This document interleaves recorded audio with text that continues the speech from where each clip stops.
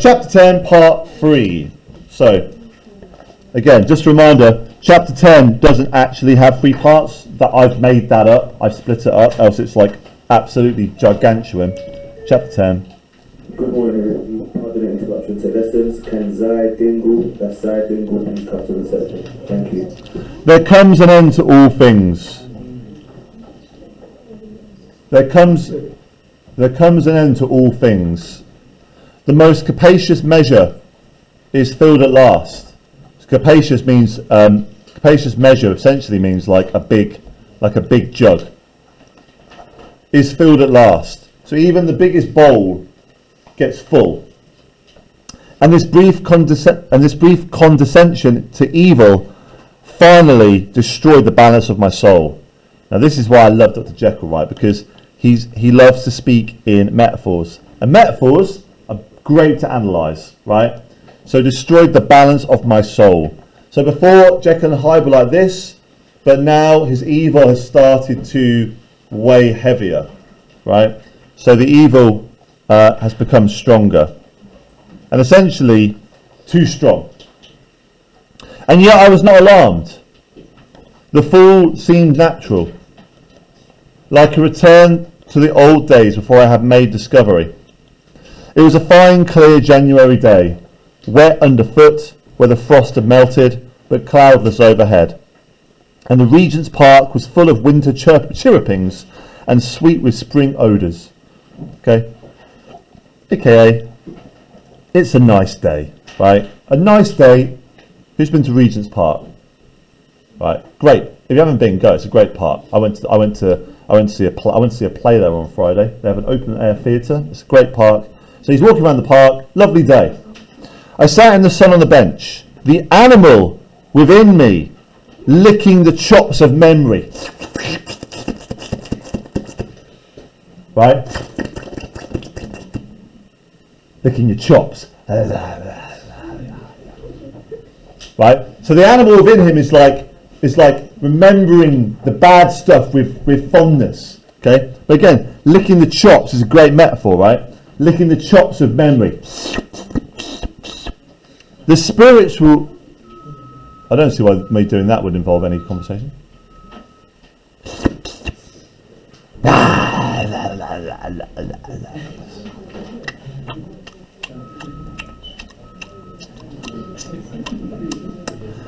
The spiritual side,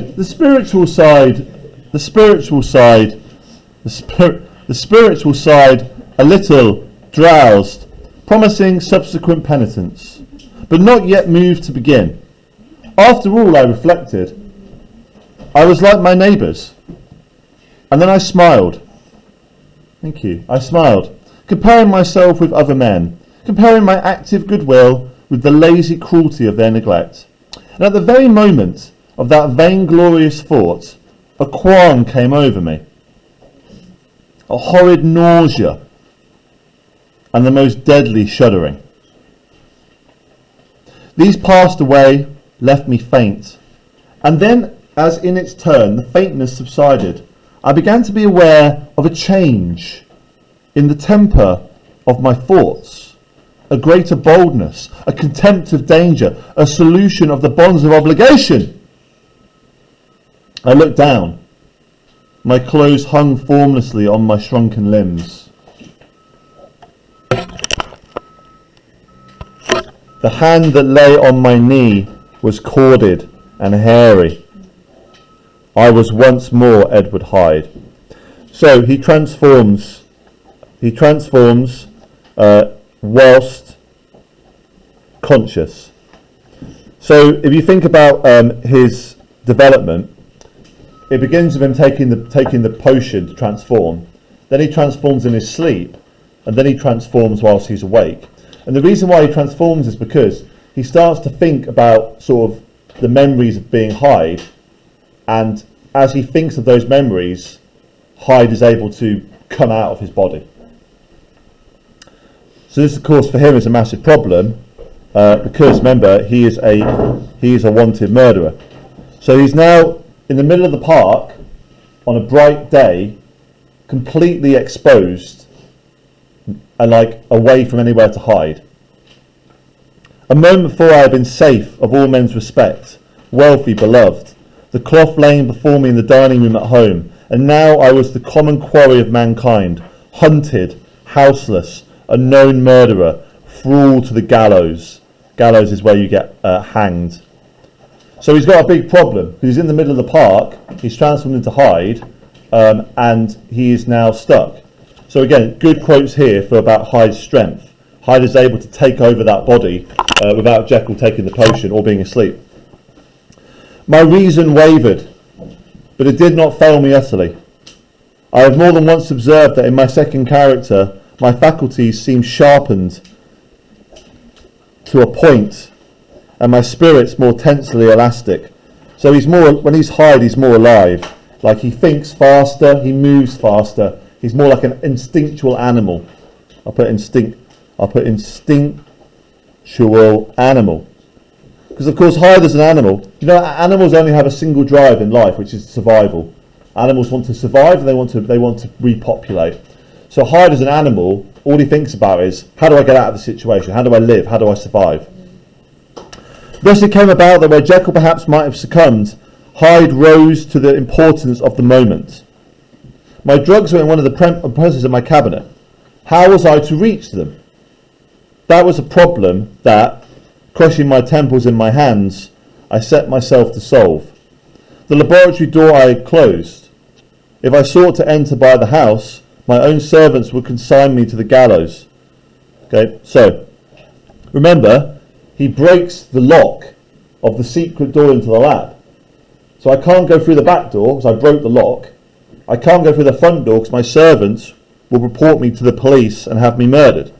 How do I get into the cabinet? I saw now I must employ another hand, and thought of Lanyon. How was he to be reached? How persuaded? Supposing that I escaped capture on the streets, how was I to make my way into his presence? Notice all these questions, right? Question. How should I, an unknown and displeasing visitor, prevail on the famous physician to rifle his study of Dr. Jekyll? Then I remembered that of my original character, one part remained to me. I could write my own hand. And once I had conceived that kindling spark, the way that I must follow became lighted upon end to end. So this, of course, is this is where he writes the letter to Lanyon, which, of course, we know as chapter 9. So we're now going to get chapter 9 from Jekyll's perspective, or Hyde's perspective.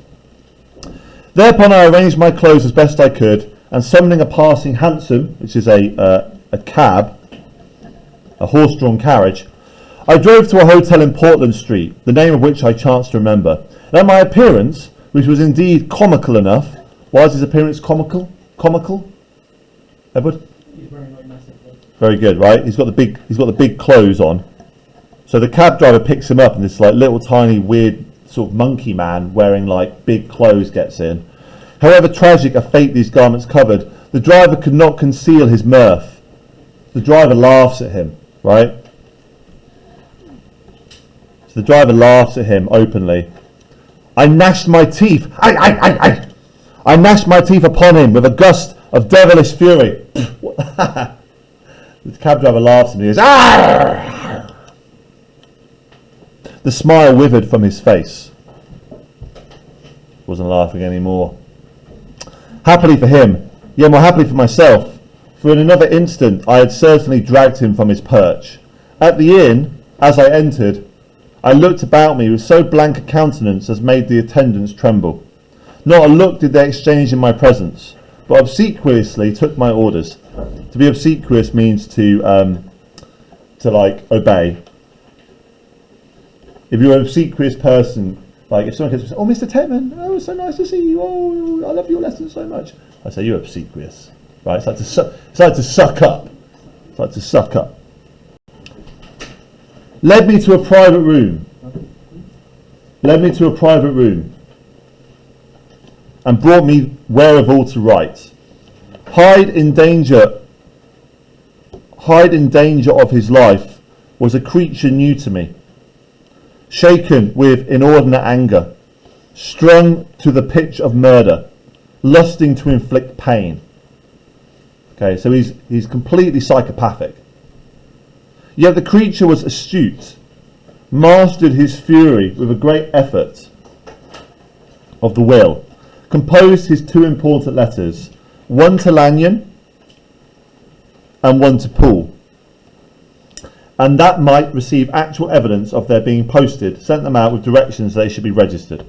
So he posts two letters, right? The one to Lanyon one to Lanyon is chapter 9 that we read. So we read this in chapter 9. The one to Paul is giving him instructions to let Lanyon into his house. Thenceforward, he sat all day over the fire in the private room, gnawing his nails. Like he's getting more and more like an animal, right? Gnashing his teeth, biting his nails. There he dined, sitting alone with his fears, the waiter visibly quailing before his eye. And thence, when the night was fully come, he set forth in the corner of a closed cab, and was driven to and fro about the streets of the city. He, I say, I cannot say I, that child of hell, had nothing human, nothing lived in him but fear and hatred. These are good quotes, aren't they? Yes? Child of hell, nothing in him lived but fear and hatred. So you notice this, right? He, I say, I cannot say I. So he now sees Hyde as a different person, right? He used to think of Hyde as being part of himself, and now he thinks of Hyde as being somebody completely different. I don't recognise this person. He's now my enemy. He was no longer part of me. Well, at last, thinking the drive had begun to grow suspicious, he discharged the cab and ventured on foot, attired in his misfitting clothes, an object marked out for observation, into the midst of the nocturnal passengers. These two base passions rage within him like a tempest. Okay, the two base passions he refers to are fear and hatred. Okay, a tempest is a storm. So he has these emotions in him, sort of like rolling around. He walked fast, hunted by his fears, chattering to himself, skulking through the less frequented thoroughfares, counting the minutes that still divided him from midnight. Once a woman spoke to him, offering, I think, a box of lights. He smote her in the face, and she fled. What's it mean to smote? He punched her in the face. Right? So he's walking around and says, Want a match, mister? You want a light? Get out! Gave her a great, I don't know how he does it, pumped her in the face. When I came to myself at Lanyon's, the horror. When I came to myself at Lanyon's,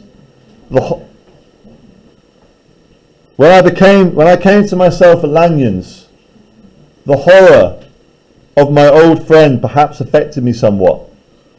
I do not know. It was but at least a drop in the sea to the abhorrence of which I look back upon these hours. A change had come over me. It was no longer the fear of the gallows. Okay? It was no longer the fear of the gallows. Remember, gallows is death. It was the horror of being Hyde. That racked me.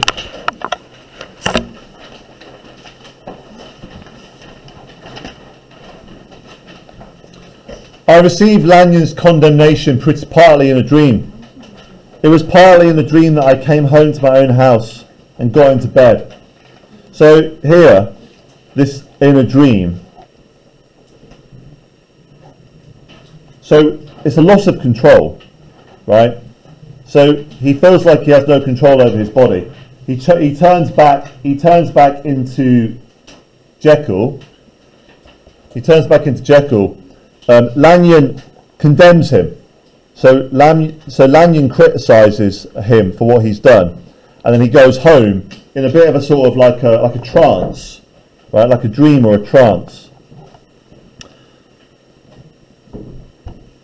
I slept after the prostration of the day, with a stringent and profound slumber, which not even the nightmares that wrung me could avail to break. I woke in the morning, shaken, weakened, but refreshed. I still hated and feared the thought of the brute that slept within me. I had not, of course, forgotten the appalling danger of the day before, but I was once more at home in my own house and close to my drugs, and gratitude for my escape shone so strong in my soul that it almost rivaled the brightness of hope. So he becomes so grateful, because he's so close to dying, that he decides he's going to this is where he locks himself up. So he locks himself away. This is now chapter 7. So when they walk and they see him, in the window, this is him now. So he's too scared to go anywhere, right? If he can turn into Hyde at any point in time, he knows that he can't go out. He has to literally live next to the drugs, so that if it happens, he can turn back. So he becomes a prisoner at this point. I was stepping leisurely across the court after breakfast, drinking the chill of the air with pleasure, when I was seized again with those indescribable sensations that heralded the change. And I had but the time to gain the shelter of my cabinet, for I was once again raging and freezing with the passions of Hyde. So he changes again, but this time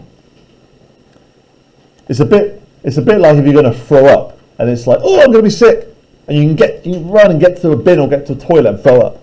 So he's like, oh my God, I'm going to change to Hyde. So he runs, gets to his cabinet, changes, then changes back. So he's unable to go anywhere, right? He's completely stuck. Yes.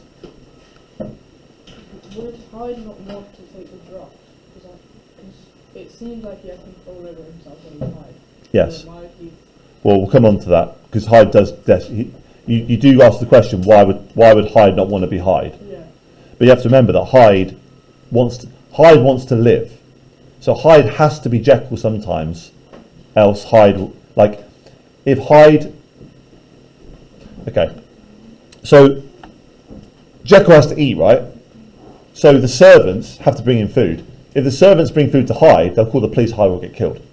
So Hyde, the Hyde has to turn to Jekyll, because if he doesn't, he'll get arrested and killed.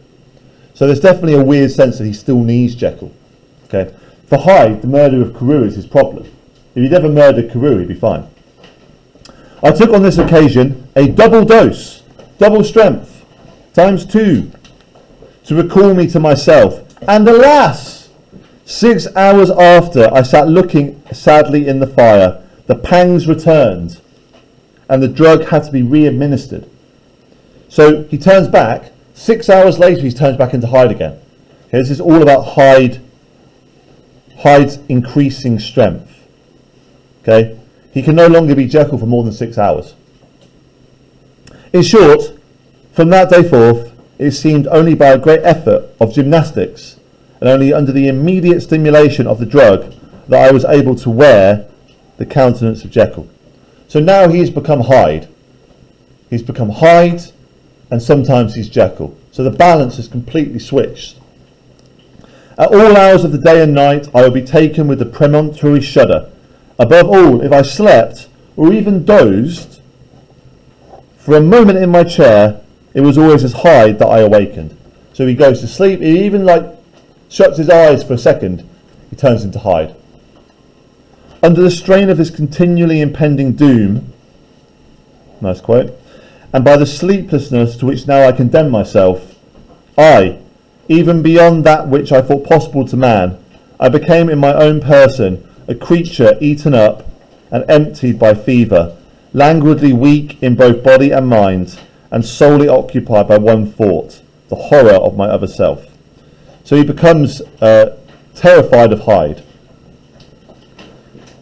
He stops sleeping, because if he sleeps, he becomes Hyde. So he starts to develop a sort of insomnia. Now we know what that does to people, right? Because Macbeth gets insomnia and he goes completely mad. But when I slept, or when the virtue of medicine wore off, I would leap almost without transition, for the pangs of transformation grew daily less marked, into the possession of a fancy brimming with images of terror, a soul boiling with causeless hatreds, and a body that seemed not strong enough to contain the raging energies of life. So again, more about Hyde's power. The powers of Hyde seem to have grown with the sickness of Jekyll. There you go.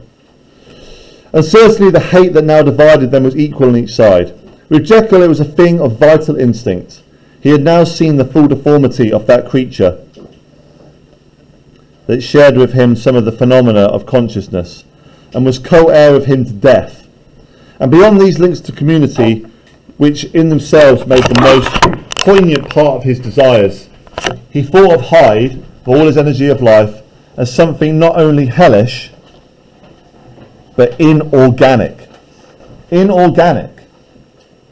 So he says that Hyde is unnatural, right? That Hyde is not a part of him, but like an evil or something that is devilish. This was the shocking thing, that the slime of the pit seemed to utter cries and voices. So he describes Hyde as being like a slime, like a sort of like oozy liquid from the other world. That the amorphous dust gesticulated and sinned. That what was dead and had no shape could usurp the offices of life. So Hyde is like something. He uses lots of imagery here, right? So you've got slime, you've got dust, you've got amorphous. Amorphous means it has no physical form. So Hyde becomes something that is not human, something that is not real, like a supernatural or ghostly or a spirit. And this again, in that insurgent horror, was knit him to the closer than a wife, closer than an eye, lay caged in his flesh, where he heard it mutter and felt it struggle to be born. So this is kind of like classic Gothic horror. So the idea of like body horror, or you have like a monster inside you, like a mutant inside you.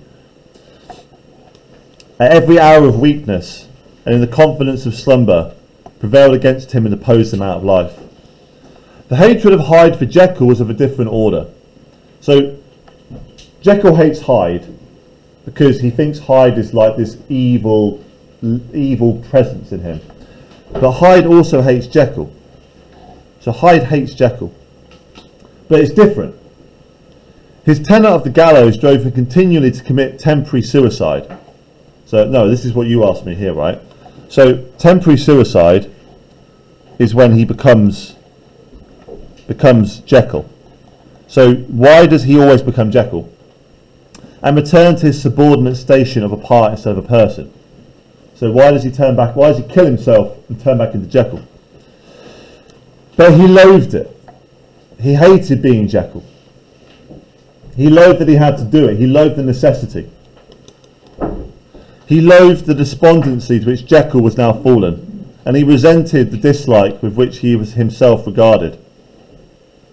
Hence the ape-like tricks that he would play me, schooling my own hand blasphemies on the pages of my books, burning the letters, and destroying the portrait of my father. So Hyde hates Jekyll because Jekyll is weak. He says, I hate having to be this weak man. So he just deliberately torments him. So he torments Jekyll, right? He took the picture of Jekyll's dad and burned it. He burned all Jekyll's letters and books. He got his favourite book and he wrote things in it using Jekyll's handwriting. So he hates Jekyll, right? This is the key thing here, right? And he hates Jekyll because Jekyll is weak. I hate being this weak man. I hate that I have to be him sometimes. So I'm just going to bully him, right? He bullies him. Not that bullying is funny. And indeed, Had it not been for his fear of death, he would long ago have ruined himself in order to involve me in the ruin. So if he wasn't scared of dying, he would have destroyed Jekyll. He says, this person is not me. It's like he's possessed with a spirit. But his love of life is wonderful. I go further. I, who sicken and freeze at the mere thought of him, when I recall the objection and passion of his attachment, and then know how he fears my power to cope by suicide, I find it in my heart to pity him. So Jekyll pities Hyde. He says, I feel sorry for this guy, right? He hates me, and yet he can't be free of me. He's stuck. It is useless, and the time awfully fails me to prolong this description. No one has ever suffered, this is a little bit of melodrama, right? No one has ever suffered such torments. Let that suffice. And yet even to these habit brought, no, not alleviation, but a certain callousness of the soul, acquiescence of despair, and my punishment might have gone on for years. But for the last calamity which has now fallen. Okay, now notice here, he switches to present tense.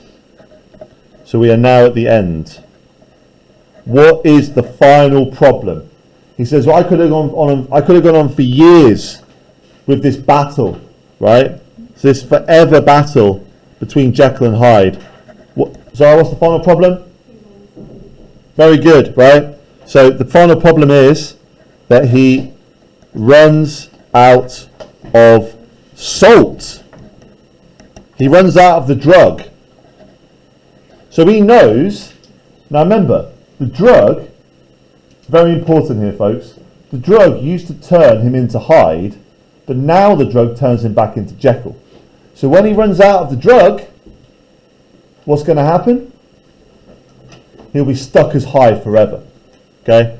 So if he runs out, he'll be stuck as Hyde. So he's writing the letter now because he knows he's got very limited time left. He's finally severed me, so to cut, from my own face and nature. My provision of the salt, which had never been renewed since the date of the first experiment, began to run low. I sent out for fresh supply and mixed the draught. The ebullition followed, and the first change of colour, but not the second. I drank it, and it was without efficiency. Scientists, what does that mean? It didn't work. Thank you. It didn't work. You will learn from Paul how I have had London ransacked.